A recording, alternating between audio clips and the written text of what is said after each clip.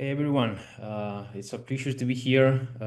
Super nice to have the opportunity of talking again about my favorite channel, which is TikTok.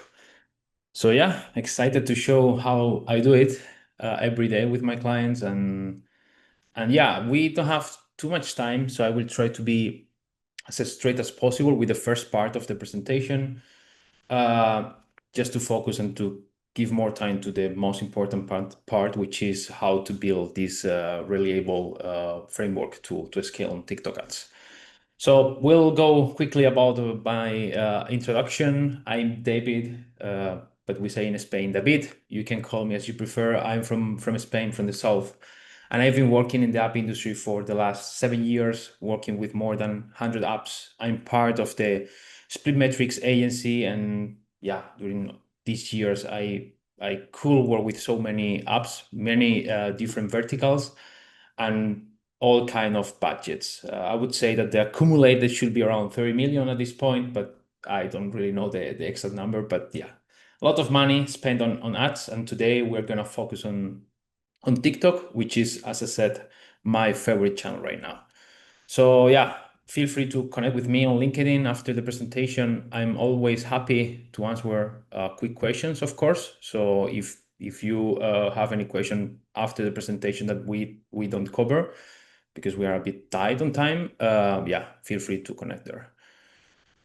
Cool. So yeah, we are gonna start now. The agenda of today has like 5 parts. The last part is the Q&A, where you can ask anything you want about TikTok.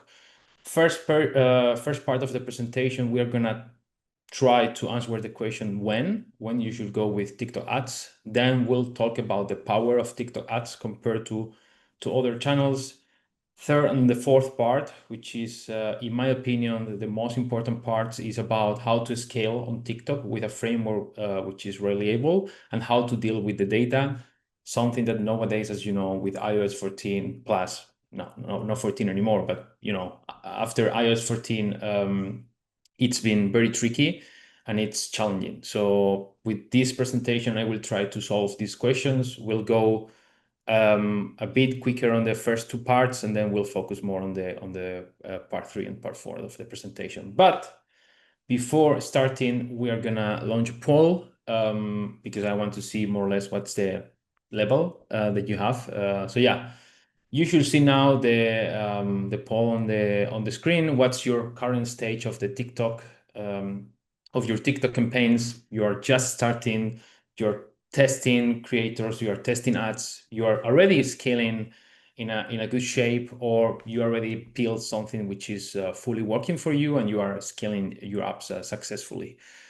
So we're gonna give just like 1 minute to answer the first poll, because the second is gonna come not so late after the first part, and I want to see what's the level of the attendees when it comes to run ads on TikTok ads. So yeah, just a quick minute. You can also write on the chat where you are like attending from. I want to know if it's all over Europe, the US, maybe Latin America, I don't know, Gibraltar. I know you, Oscar. Germany, Valencia, nice.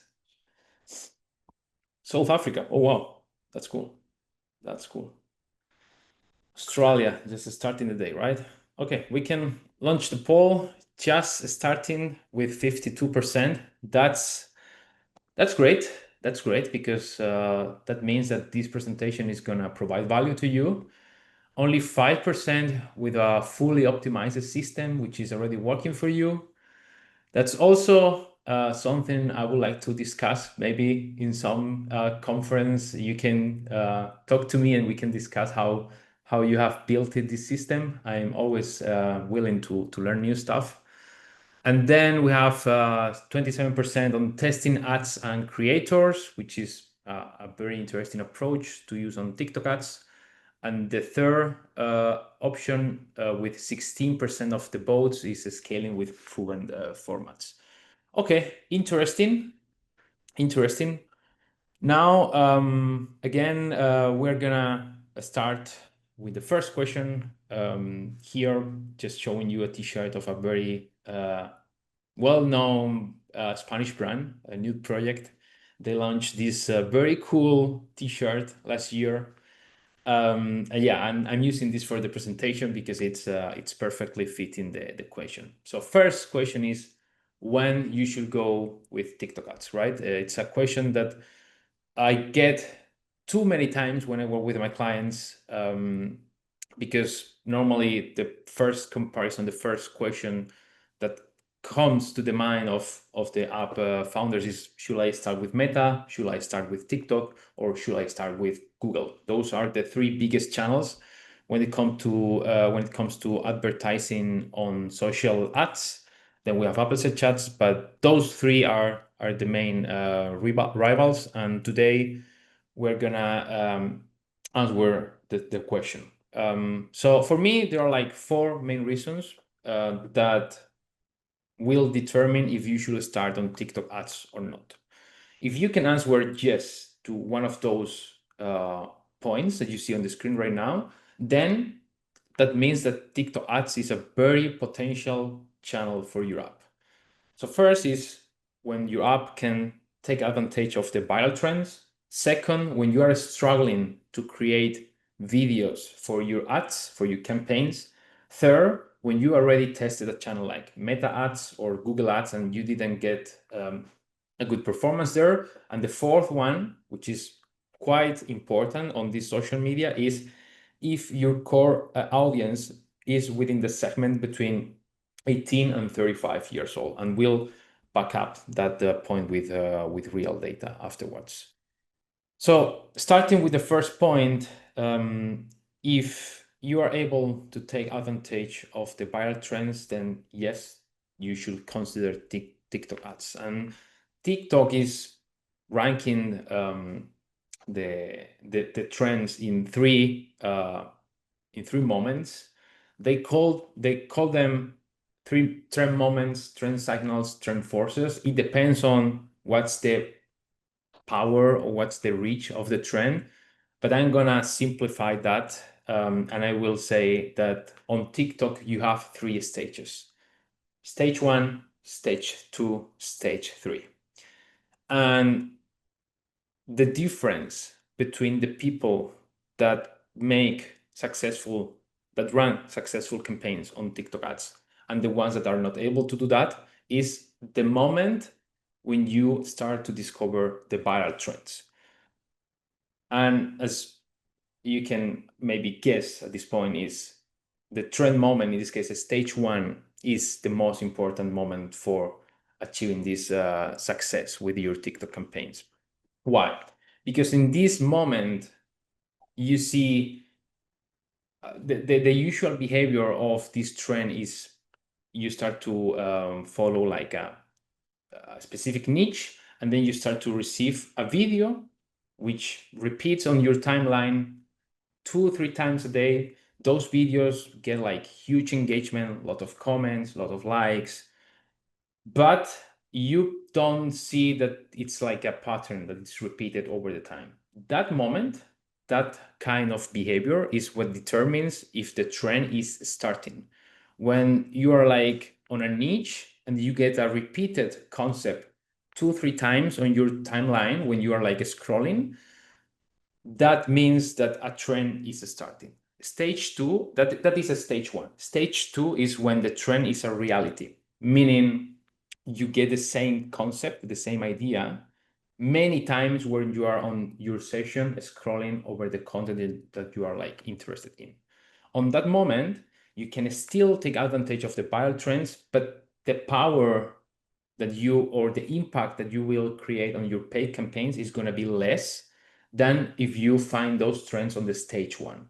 And then last but not least is that stage three, which is when the trend is already mature, meaning trend is everywhere, everyone knows the trend. You can still have great engagement by using this concept, but the impact on the campaigns will be way lower than if you find the trend on the initial trend on the stage one. So for me, this discovering this these trends again is a key topic in order to have success on TikTok. And we're gonna talk about how I do that. And to be honest, TikTok is one of the best channels when it comes to offer solutions to the advertisers in order to navigate through these trends. You have TikTok One, this new platform where you can actually go to the Explore Creator section and you can type specific keywords for your app. And then you can see what are the main creators for that keyword and what videos are these creators using for that keyword. That is a nice way to start to discover these trends. Then we have the Creative Center, which is, as you may know, is a full suite of different tools. You also have within this Creative Center, you have the trend overview where you can see what is the last trend, which is peaking on TikTok. And the most effective one, in my opinion, which is the manual one, by spending time scrolling on your social profile, liking the content that you want. If you do that, I'm completely sure that you will get these viral trends on the stage one way earlier than if you go directly to the tools provided by TikTok. So if you really want to discover these trends on the best moment for your app, you need to start to spend time on TikTok. You need to like the content which is related to your app so you can nail and steer the algorithm towards the content of that is important for you.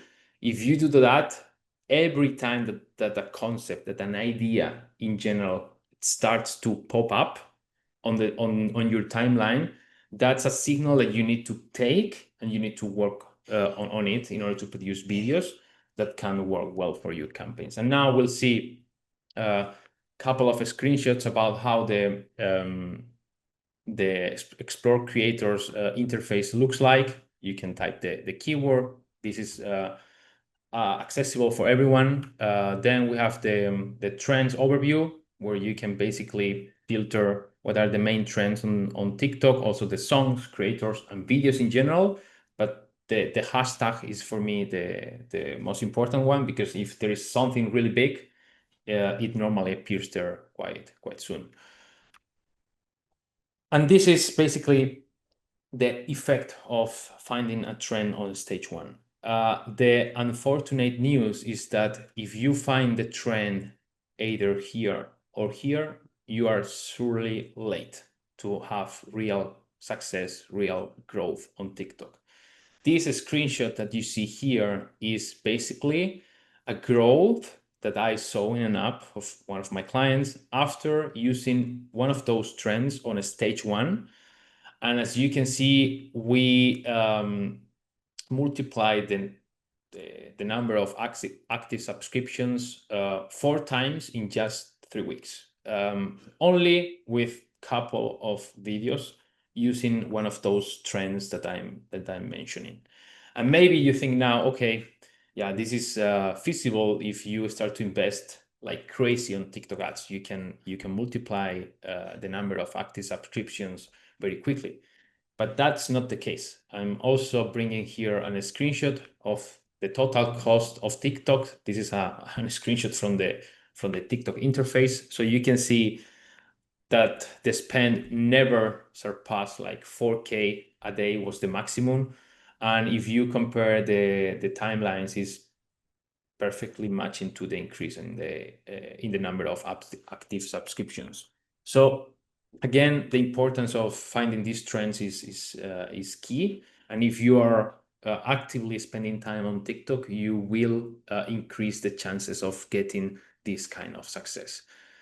Second part is leveraging the content. As I said, TikTok is one of the channels that provides many tools to the advertisers to either create content or at least to make the content creation easier. Here you see all the tools that you can find on the Creative Center. For me, one of the most important ones are the keyword insights, the creative insights, and I also use the script generator from time to time in order to create some scripts specialized on some TikTok creators. But I encourage you to access to the Creative Center, explore all the tools that they offer, and you will see all the insights that you can get on this platform, which is, in my opinion, the best across all the social media channels right now. Apart from that, we have TikTok One, right? TikTok One is the only platform that is actively providing free resources to the advertisers. And the only thing that they need to commit is a minimum spend per month. They offer 3 packages here.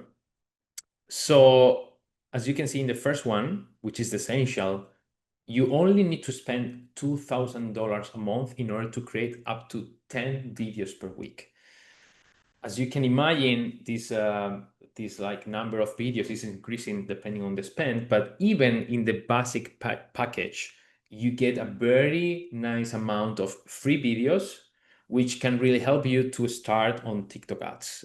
So that's why I believe that if you are struggling to create those videos, TikTok One is a big yes for you, because they offer solutions to the advertisers that are struggling to create this content that, as you know, take a lot of time, a lot of resources, and the advantage of this platform is that you are directly working with TikTok creators, so they are really used to create this content, and the content looks organic. Obviously, there are disadvantages because depending on the package, you can send more or less feedback rounds, meaning the quality of the video on the essential package will be lower than on the premium package, because you cannot request so many adjustments to the videos on the basic one, right?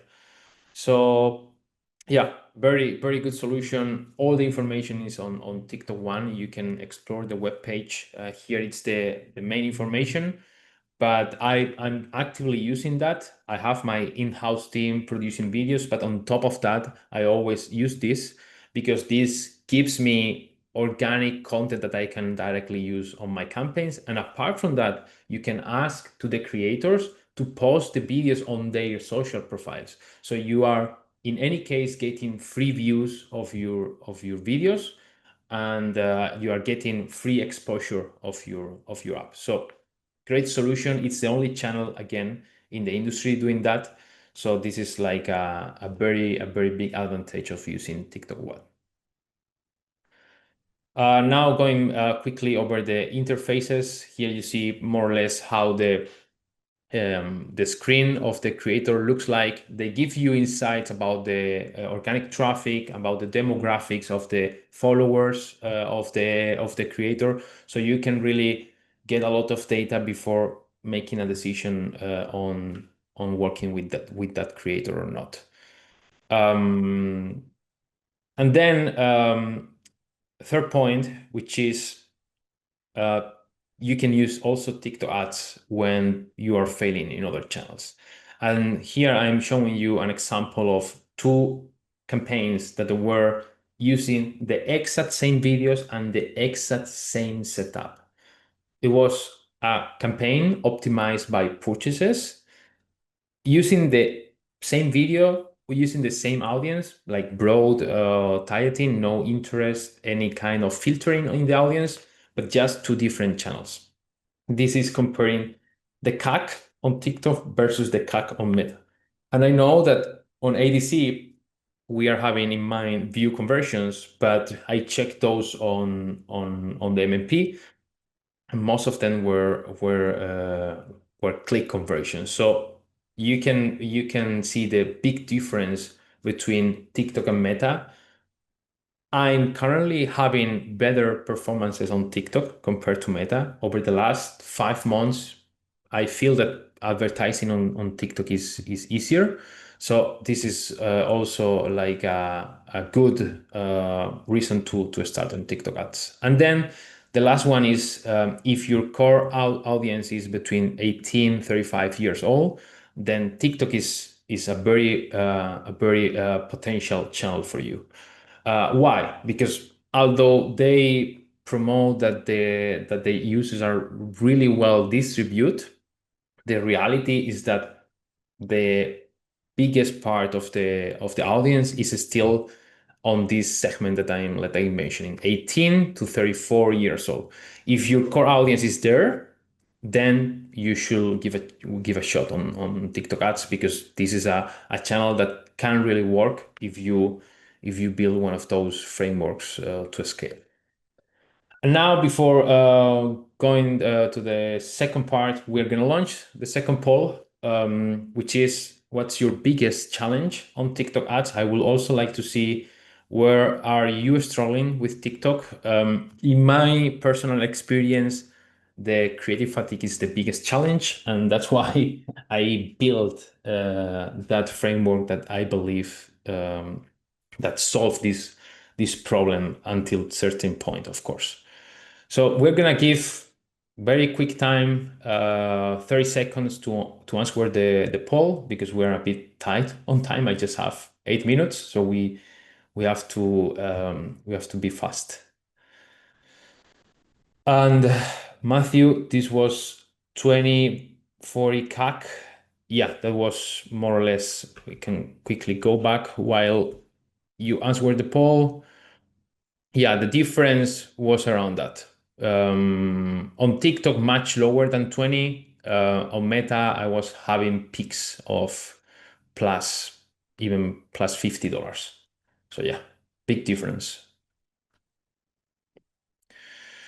Okay, creative fatigue is, as I was expecting, the main challenge is crazy how TikTok is burning the creatives. So we'll go through that very quickly. That was gaming. That was gaming. The vertical was gaming.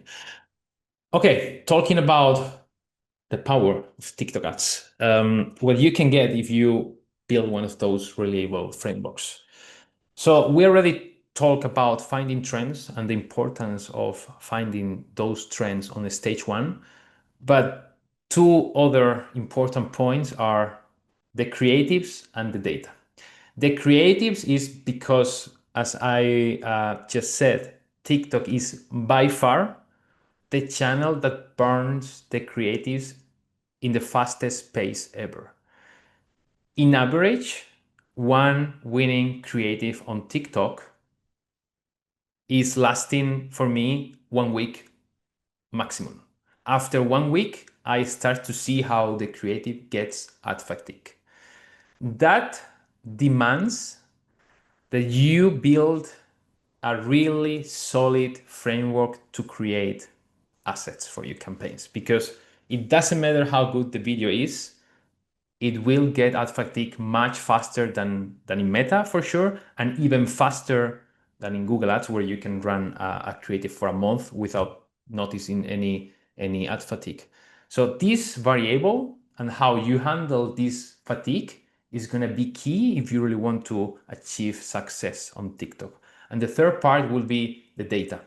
As you know, we can use now probabilistic methodologies on the attribution side.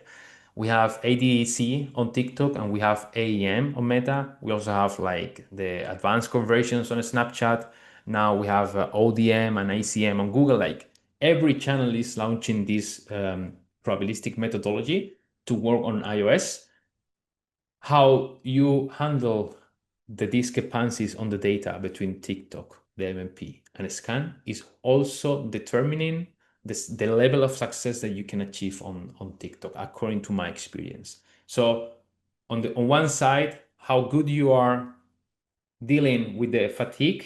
On the other side, how good you are dealing with the data discrepancies. These two variables plus the ability of finding trends on stage one is what determines if you're gonna find success on TikTok ads or not. There is no more. These three variables that you see on the screen are the most important ones when it comes to scaling on TikTok ads. And now I will give you a couple of points or strategies that you can use on top of these three variables in order to have success. So first is ADC. We'll talk now about the data discrepancies. But ADC is for me a must on iOS. It's basically because it closes the gap between a scan and the probabilistic methodology. And it's also a must because it gives you real-time data to optimize the creatives that, as you know, are getting ad fatigue very fast. So having real-time signals is a must if you really want to be accurate with the decisions that you make over the creatives. So for me, ADC is a winner, is something that we needed on TikTok ads because working with a scan was a pain. Here you can see an example of the cost between TikTok ADC and AEM, and also the gap between the probabilistic methodology and a scan. And the space between the lines on TikTok is way narrower than on Meta, as you can see here.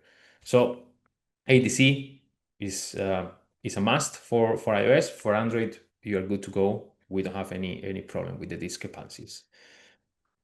And then introductory offers. What you are seeing on the screen is the effect of mixing a trend on stage 1 with an introductory offer on the paywall. My conversion rate from download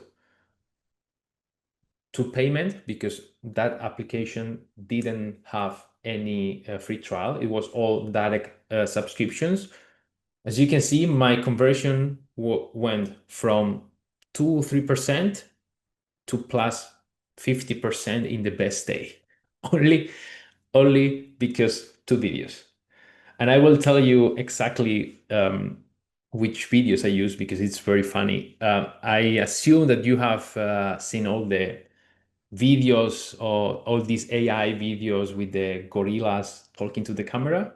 Well, I found those videos in the very beginning. I used them for my campaigns. My CPA went down by 60% in just 2 days. And these 2 videos were absorbing the spend in just like hours. I put them live in just 1 hour.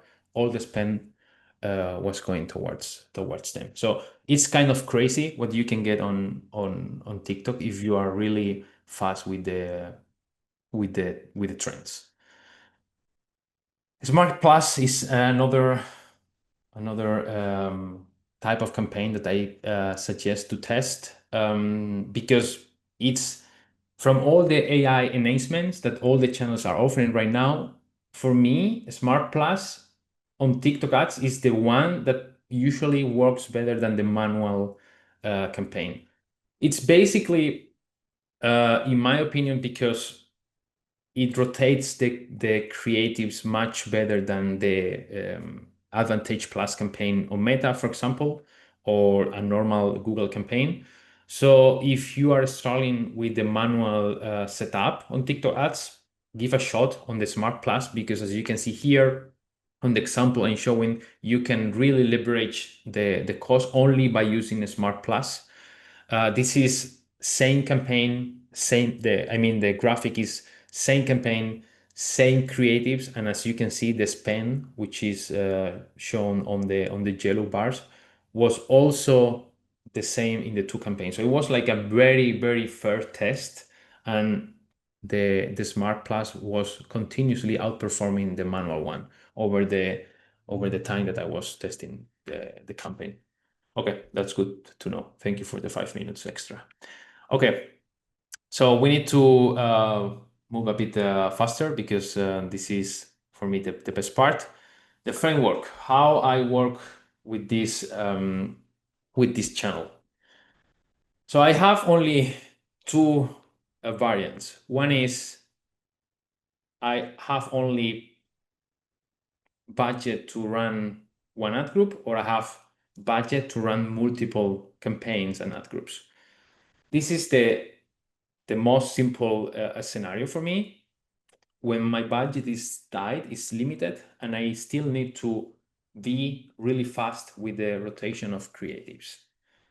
I just go with one campaign, one BAU ad group with a broad targeting, and within this, I introduce up to 3 winning creatives that I got from previous campaigns and 2 testing creatives. In case you are starting totally from scratch, then you have to go with 5 testing creatives, of course. But the ideal case is that you already know what kind of concepts resonate better with your audience.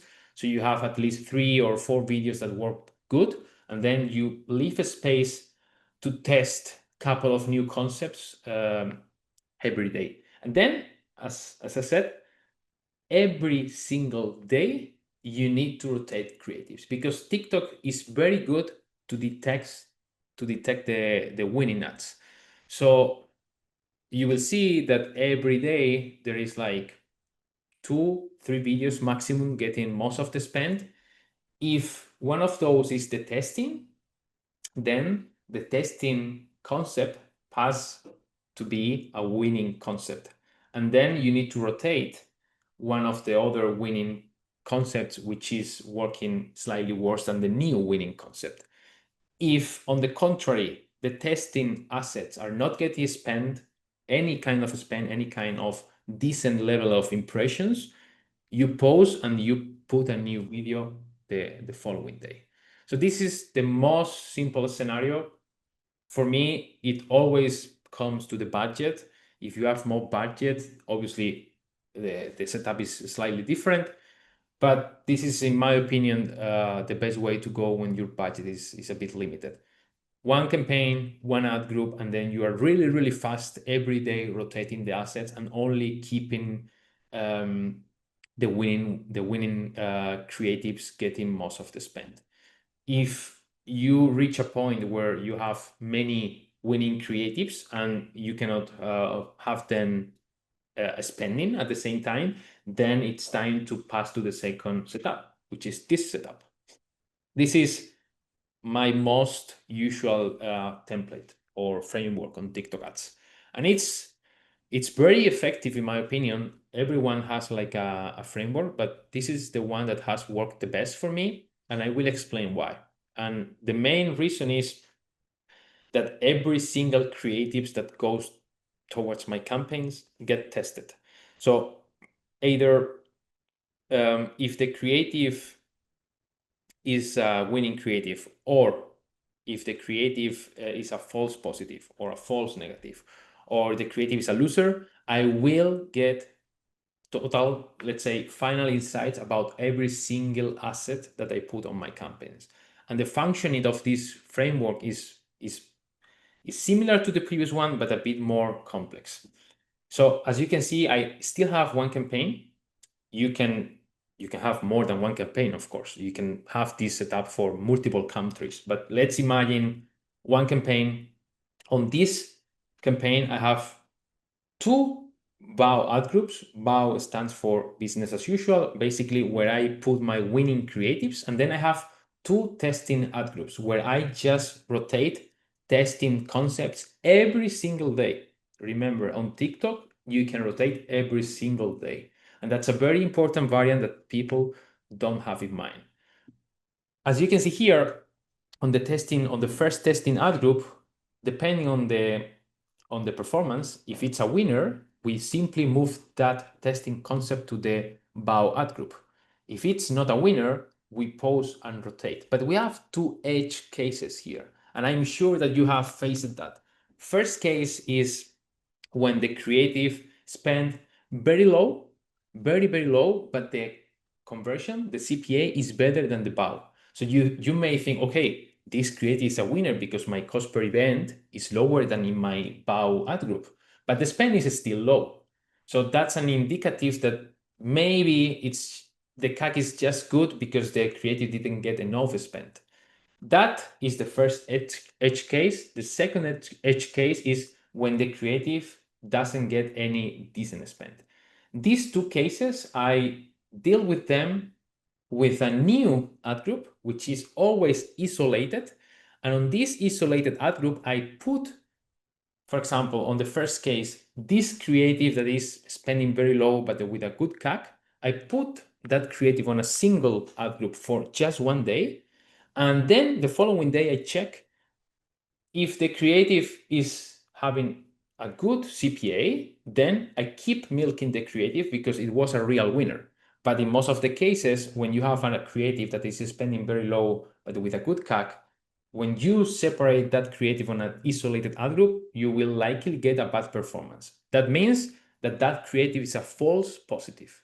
On the other side, we have the false negatives. These creatives needs to be tested on the same way. You isolate them, you run for a day, and then you check the performance. If the creative is performing good, that is a false negative because you believe that it was not spending on the main testing campaign because it was bad, but then when you isolate it was working well. That's a false negative. If on the contrary the creative is performing bad, then you confirm that you had a loser. This cycle is a system that I rotate every single day. Every single day, I have to rotate assets from the testing campaign to the BAU campaigns, from the testing campaigns to the isolated ad groups, because I need to see what's the performance of every single video that I produce. Otherwise, I'm just investing money to produce those videos and I may never get any insights, and that's not a good strategy. You need to check why the creative is not working, and you need to receive data. And the best way to receive the data is this system that I'm showing you here. And then last but not least is the way of how to deal with the winners. Obviously, the winners on the BAU ad groups will get ad fatigue as well. So you have to continuously monitor the quality. And then when you detect the ad fatigue, meaning the cost per event is going up, the CTR is going down, then you pause and then you fill that slot with one concept from the testing ad groups. Again, this is a continuous process and you never compete because you are always using different creatives. So the audience is always target with different stimulus. And then the last point, how to deal with data. I also have two main scenarios. First, yeah, sorry, we're a bit short on time, so I will go very fast over this. In any case, I have an article, so please feel free to ask me on LinkedIn afterwards. So first scenario is when I just have TikTok one. What I do in that case is I take the baseline of conversions before starting the campaign. Then I start TikTok and my baseline goes up, right? Because there is new traffic coming. The difference on the baseline is what I attribute to the campaign. Everything, because I want to be as aggressive, as much as aggressive as I can in order to scale TikTok to the maximum. Second scenario is when you have multiple channels at the same time. In that case, I use 4 layers, which is scan, adjust data, probabilistic, and blended. And I always go from the top to the bottom, depending on how aggressive I want to be. First scenario, if a scan is giving me green light, viability to scale, I just scale because a scan is normally the data point that under reports more. So you will see less conversions. Second scenario, adjust data. I use this formula that you see on the previous presentation. That gives me a medium scenario between probabilistic and scan. So it gives me more positive numbers, more optimistic numbers, but it's still a bit conservative because it's a medium scenario between the probabilistic and scan. If the performance is good, I scale, but I normally monitor the blended to confirm that the scalability is impacting the overall trend. Then I move to the probabilistic. I do the same. If the performance is good, I scale, but I monitor the blended. If not, I move to the last scenario, which is looking at the overall blended. And then in that case, you are counting everything. So you are playing with the most aggressive scenario. If in that scenario, your performance is bad, you need to stop because that means that you are not going to make it. If it's good, you need to scale, but very slowly because you are taking the risk of over attributing too much to the campaigns. So take a look on the framework. You can shoot your questions on LinkedIn or afterwards. and let me know if you have understood it. And that's it. I try to pack a bit. It is quite a long presentation, I know, and I know that it's a bit tricky on the data side. Please again, feel free to ask all your questions. I will try to answer all of them. Thank you so much for attending my workshop.